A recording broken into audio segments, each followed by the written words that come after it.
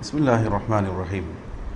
دیکھیے، لفظ قرآن کے دو معنی بیان کیے گئے۔ ایک تو یہ کہ یہ قراءہ سے بنا ہے، تو اس کا مطلب یہ ہے کہ یہ اس میں مبالغہ ہے، اور اس کا معنی یہ ہے کہ وہ کتاب کی جو خوب پڑھی جاتی ہے، خوب تلاوت کی جاتی ہے، جیسا کہ ماشاءاللہ نعمت اللہ حسینی صاحب نے شعر میں ذکر کیا، یعنی دنیا کی کتابوں میں یہ واحد کتاب ہے کہ کثرت سے جس کی تلاوت کی جاتی ہے۔ کوئی اور کتاب نہیں ہے کہ جس کی اتنی تلاوت ہوتی ہو، پڑھی جاتی ہو۔ دنیا میں فرمایا گیا کہ ایسا کوئی لمحہ نہیں گزرتا کہ جس کے اندر قرآن مجید کی تلاوت نہ ہوتی ہو، کیونکہ نماز کے اوقات مختلف ہیں۔ اس کے اعتبار سے جب نماز ہوگی تو پھر قرآن کی تلاوت ہوگی، تو یہ شان ہے قرآن مجید کی۔ دوسرا کہا گیا کہ یہ لفظ قرانہ سے ہے، قرین کے معنی میں، ساتھی کے معنی میں، کیونکہ جو قرآن مجید کی تلاوت کرتا ہے، قرآن کو پڑھتا ہے، قرآن سے وابستگی اختیار کرتا ہے، تو قرآن پھر اس کا ساتھی ہوتا ہے، اس کی زندگی میں بھی، اس کی قبر میں بھی اور آخرت میں بھی، اور قرآن مجید اس کے حق میں شفاعت کرے گا، اس وجہ سے اس کا نام قرآن رکھا گیا۔ جہاں تک یہ بات ہے کہ آسمانی کتابوں میں قرآن مجید کا کیا مقام ہے، فرمایا گیا کہ کم و بیش اللہ تبارک و تعالیٰ نے 104 آسمانی کتابیں نازل فرمائی۔ اس میں سے 4 کتابیں مشہور ہے، توریت ہے، انجیل ہے، زبور ہے، اور پھر قرآن مجید ہے۔ توریت حضرت موسیٰ علیہ السلام پر نازل کی گئی، اور انجیل حضرت عیسیٰ علیہ السلام پر، زبور حضرت داؤد علیہ السلام پر، اور قرآن مجید ہمارے آقا و مولا حضور صلی اللہ علیہ وآلہ وسلم پر نازل کیا گیا۔ لیکن ناظرین کرام، اللہ تبارک و تعالیٰ نے قرآن مجید کو جو شان عطا فرمائی، سابقہ آسمانی کتابوں کو وہ شان عطا نہیں کی گئی تھی۔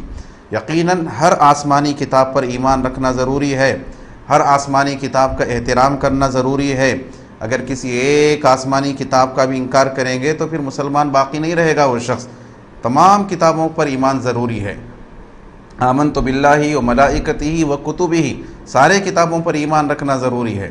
لیکن ہاں، یہ بات ضروری ہے، یہ بات حقیقت ہے کہ قرآن مجید کو اللہ تبارک و تعالیٰ نے جو مقام عطا کیا، کسی اور آسمانی کتاب کو وہ مقام عطا نہیں کیا۔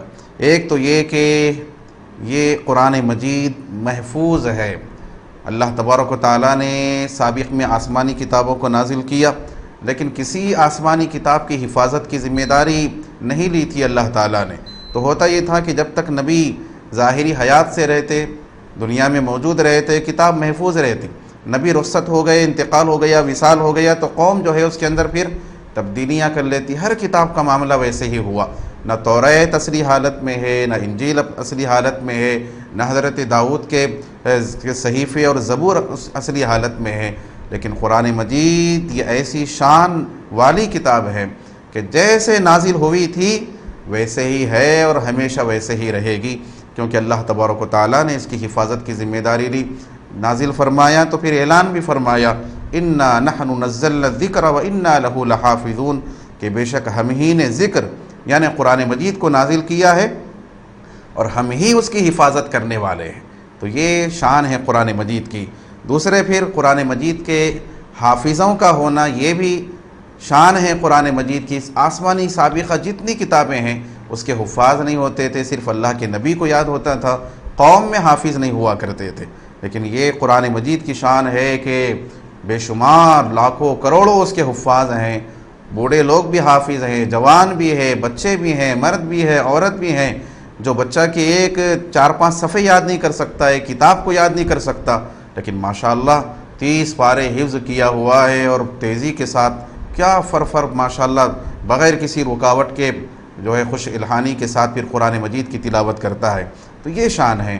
اور قرآن مجید کے بارے میں خود قرآن مجید میں بیان کیا گیا کہ جتنی سابقہ آسمانی کتابیں ہیں، قرآن مجید ان کی تصدیق کرنے والا ہے، کیونکہ سابقہ کتابوں میں جو باتوں کا ذکر آیا تھا تو قرآن میں بھی وہ باتوں کا ذکر آیا، تو جس سے ثابت ہوا کہ وہ سابقہ کتابوں میں جن باتوں کا ذکر تھا وہ صحیح تھی، وہ جو ہے سچی تھی، تو قرآن مجید سابقہ کتابوں کی تصدیق کرنے والا قرار دیا گیا۔